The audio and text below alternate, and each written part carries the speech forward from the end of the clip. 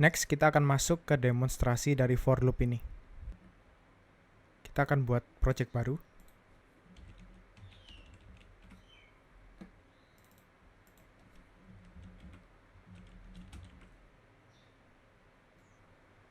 Kita akan inisiasi modulnya dengan nama sebagai berikut.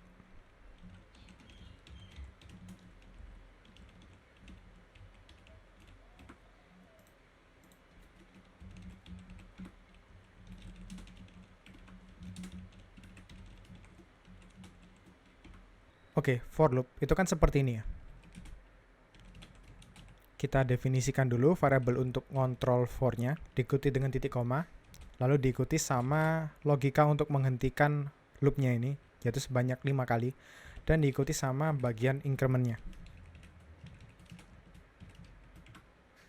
Dan untuk saat ini akan aku print aja, dan kita bisa demonstrasikan atau jalankan programnya ini.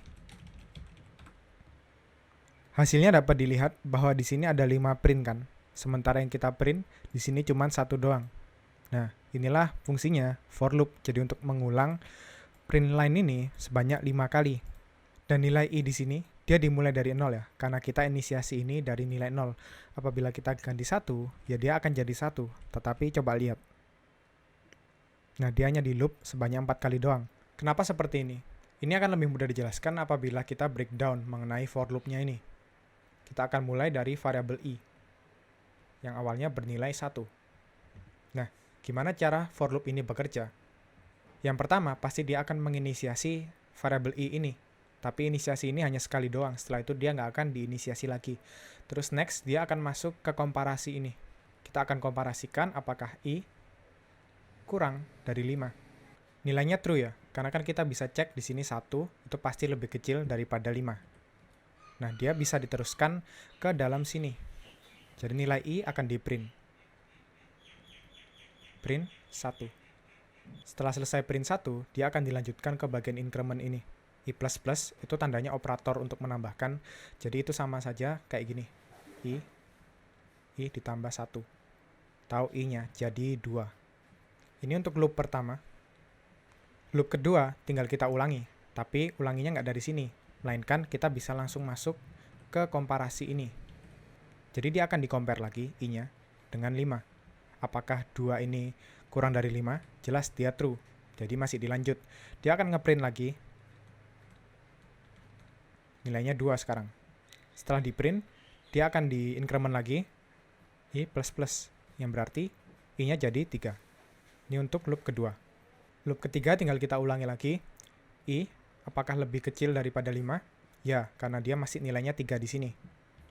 Jadi kita bisa print lagi nilai dari si i-nya, yakni 3. Terus di i++ lagi. Dan nilainya jadi 4. Oke, lanjut di bawahnya. Apakah i kurang daripada 5? Masih true, karena di sini nilainya 4. 4 lebih kecil daripada 5. Terus kita bisa print 4 seperti ini. Terus setelah selesai, kita i++. Nilainya jadi 5. Nah, terus terakhir, apakah i lebih kecil daripada 5? Apakah 5 lebih kecil dari 5? Jelas ini false. Makanya setelah dia ini nilainya false, dia bisa langsung lanjut ke bawahnya. Ininya udah nggak dijalanin lagi. Jadi seperti itu breakdown konsep dari for loop. Selain operator plus seperti ini atau increment, kita bisa gunakan operator lain juga, yakni plus sama dengan. Nah, kalau plus itu cuma plus 1, kalau plus sama dengan ini, dia bisa lebih dari 1, misal 3, 4, dan seterusnya. Apabila kita cobakan dengan 2, nah, yang dikeluarkan hanya 1 dan 3. Nah, apabila kalian bingung kenapa, kalian bisa coba breakdown seperti yang kayak tadi. Selain operator plus, ada juga namanya operator decrement. Plus tadi bisa kita gantikan dengan minus seperti ini. Apabila kita jalankan, dia akan terjadi seperti ini. Dia kena yang namanya infinite loop. Kenapa bisa jadi seperti ini? Mari kita coba breakdown sebentar. Sama seperti tadi ya, pasti ada inisiasi variabel terlebih dahulu. Jadi i-nya bakal sama dengan 1. Selanjutnya akan dilanjutkan ke komparasi ini. Apakah i lebih kecil daripada 5? Tentu. Dan dia dilanjutkan ke dalam print-nya. 1. Setelah selesai, dia akan dilakukan yang namanya decrement. Decrement ini berarti dia I minus-minus, nilai I-nya akan jadi 0. Oke, ini yang pertama. Kita lanjut ke yang kedua. I sama dengan 1 tidak akan kita jalankan ulang karena itu cuma sekali aja. Terus akan di-compare lagi. I lebih kecil daripada 5. Jelas dia lebih kecil daripada 5 karena nilainya 0. Makanya dia akan ngeprint 0 di sini. Dia akan di-decrement lagi setelah itu, yang berarti nilainya jadi negatif 1. Terus dia akan berlanjut lagi nih, apakah I lebih kecil daripada 5? Ya, karena kan dia negatif 1. Terus dia akan di-print negatif 1. Dan setelah di-print, dia akan di-decrement lagi. Nilainya negatif 2. Dan ini berlanjut terus-menerus dan nggak bakal bisa berhenti. Karena ya dia akan negatif-negatif terus, sama seperti output yang ada di sini. Nah, kalian bisa cek sendiri. Semoga bisa dipahami mengenai breakdown konsep dasar dari for loop ini. Next, kita akan coba demonstrasikan menggunakan contoh lainnya. Sebenarnya for loop ini bermanfaat untuk apa sih? Nah, sebenarnya use case-nya dari si for loop ini banyak banget ya, dan sangat bermanfaat lah pokoknya. Dan pasti akan lebih banyak kalian temui kalau kalian praktik langsung membuat sesuatu yang jadi, misalkan kayak REST API server atau dan lain sebagainya. Dan sekarang kita akan coba praktik dari sisi konsep dan latihannya terlebih dahulu. Contoh pertama adalah kita bisa membuat yang namanya countdown atau hitung mundur. Sini aku kasih judul programnya, countdown kayak gini. Nah, countdown itu kan dia hitung mundur ya. Berarti dia dari 10, 9, 8, 7, 6, bla bla bla sampai waktunya habis. Dan kita bisa manfaatkan for loop dengan decrement seperti tadi. Cuman dengan sedikit ya modifikasi lah agar dia nggak infinite loop. Contoh karena seperti ini. For I, ini kan inisiasi variabel I-nya ya. Karena dia decrement, harusnya kita bisa inisiasi nilai I ini menjadi nilai yang lebih besar. Intinya selain 0. Contoh karena 10. Nah, ini proses compare-nya ini. Dia bukan lagi sama dengan apa gitu. Kurang dari sama dengan apa gitu. Melainkan kita bisa pakai lebih besar. Karena kan kita ingin memastikan bahwa nilainya true dulu. Baru setelah waktunya habis, dia nilainya false. Jadi logikanya sedikit dibalik gitu. Dan kita bisa taruh sini. Misalkan 0 gini. Jadi I lebih besar daripada 0. Baru kita bisa decrement kayak gini. Decrement seperti ini. Dan kita bisa print nilai I-nya. Terus setelah waktunya habis. Waktu habis. Seperti ini. Yuk kita jalankan. Nah. Dari 10, 9, 8, 7, 6, 5, 4, 3, 2, 1. Dan terakhir waktunya udah habis. Jadi itu. Cara membuat countdown dengan memanfaatkan for loop dan decrement. Kan tadi for loop itu ada 3 jenis ya. Yang pertama for loop yang kita tahu kita akan loop berapa kali. Dan yang kedua adalah for loop yang kita nggak tahu kita bakal print dia berapa kali. For loop yang kedua ini kita bisa manfaatkan untuk membuat yang namanya password matcher. Contoh password matcher ini gimana? Contohnya seperti ini.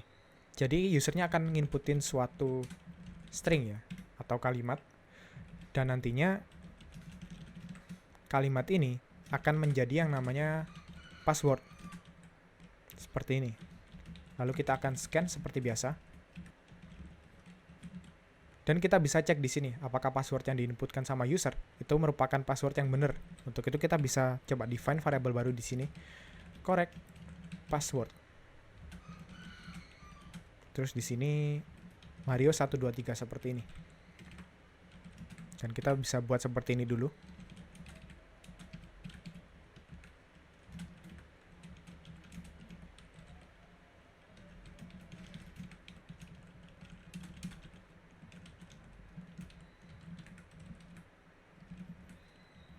Kita akan coba jalankan program ini terlebih dahulu.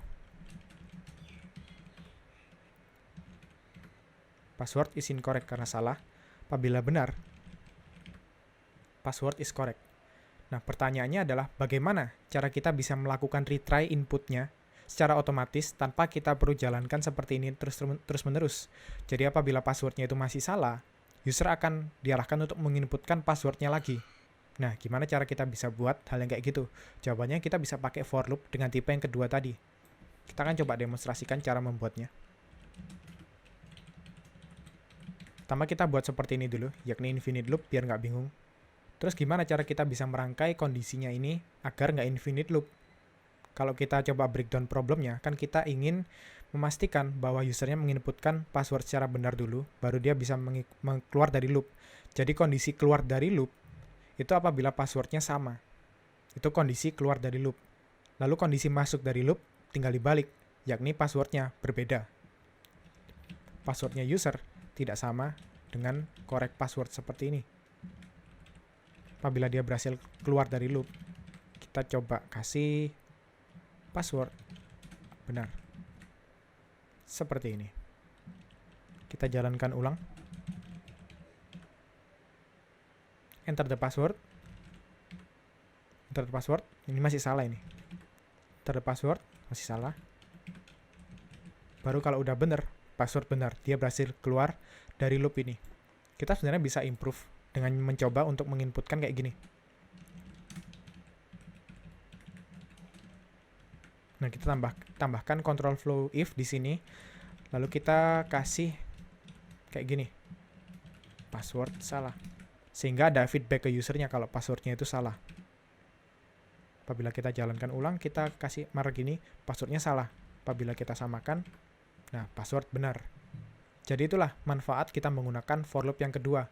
Yakni kita bisa pakai for loop yang kedua itu apabila kita nggak tahu for loopnya ini akan berjalan berapa kali. Contoh mudahnya ya, yang aku demonstrasikan ini, kita nggak bakal tahu kapan usernya input password yang benar. Jadi ya kita bisa coba trap itu pakai for loop yang kedua. Tapi jangan lupa, hal-hal kayak gini bisa menyebabkan bug yang namanya infinite loop apabila nggak dihandle dengan benar, yang akan kita bahas di selanjutnya. Infinite loop itu bermanfaat untuk apa sih? Nah, kan infinite loop sesimpel ini ya. Apabila kita coba jalankan seperti ini, dia bakal gini terus. Karena dia nggak ada kondisi untuk menghentikan loopnya ini. Makanya kita sebut sebagai infinite loop. Lalu apakah hal seperti ini itu merupakan hal yang buruk? Jawabannya enggak, tergantung use case-nya. Dan umumnya infinite loop ini dapat bekerja dengan baik apabila kita ingin adanya suatu background proses gitu yang memproses sesuatu, dan dia biasanya memanfaatkan konkurensi dari gurutin sih. Jadi dia kayak prosesnya di trap untuk selalu berjalan terus-menerus. Namun pada demonstrasi kali ini kita akan contohkan hal-hal yang simple. Kayak contohnya adalah membuat main menu. Main menu itu kayak gimana? Nah, contohnya di sini kita coba buat header-nya dulu ya. Kita coba buat menu seperti ini. Menu. Kita bisa define beberapa menunya. Kayak semisal play. Terus menu kedua. Kita coba setting.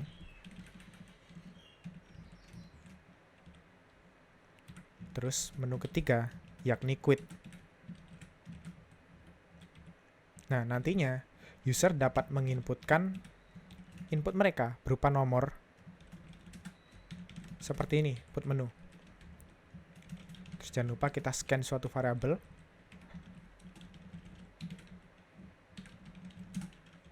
Nah, kita bisa manfaatkan variabel choice ini dengan tipe data integer, lalu kita bisa scan si variabelnya itu. Nah, input menu kayak gini. Lalu next, kita bisa coba buat dia menjadi switch case. Kalian bebas ingin menggunakan switch case atau if else. Kalau switch case itu kurang lebih seperti ini. Kita bisa define case 1 kayak gini. Open game. Apabila case 2 tadi setting. Case 3 quit the game. Contohkanlah seperti ini. Kita coba jalankan. Nah, input menu 2. Open setting. Nah, menunya muncul lagi nih. 3 quit the game. Atau mungkin 1 open the game. Nah, jadi for loop yang modelnya itu kayak gini, ini tuh salah satu use case-nya adalah kita bisa mencoba untuk nge-trap user. Contohkanlah kayak gini, dia terjebak di suatu menu gitu, dan mereka bisa terus-menerus menggunakan aplikasinya. Dalam kasus ini adalah dia bisa terus-menerus memilih menunya. Semisal nih, ini tuh merupakan suatu aplikasi yang kompleks, katakanlah aplikasi kalkulator. Daripada kalkulatornya itu setelah usernya inputnya selesai, terus hasilnya jadi, terus dia quit. Kenapa nggak menunya itu muncul terus kan? Nah, jadi manfaatnya dari for loop yang infinite itu kayak gini, kurang lebih. Nah, kita bisa coba improve ini. Dari quit the game ini, kan dia bakal gini-gini terus kan, dia nggak bakal berhenti. Kita bisa coba improve. Kalau kita pengen quit programnya, kita bisa panggil os.exit kayak gini. Terus jangan lupa kasih 0. Karena 0, 1, dan lain-lain itu menandakan sukses enggaknya suatu command. Dalam kasus ini, 0 itu berarti sukses. Yaitu basa-basi OS aja sih. Nah, 1, open the game. 2, setting. Dan 3, dia baru quit. Jadi seperti itu contoh use case dari infinite loop.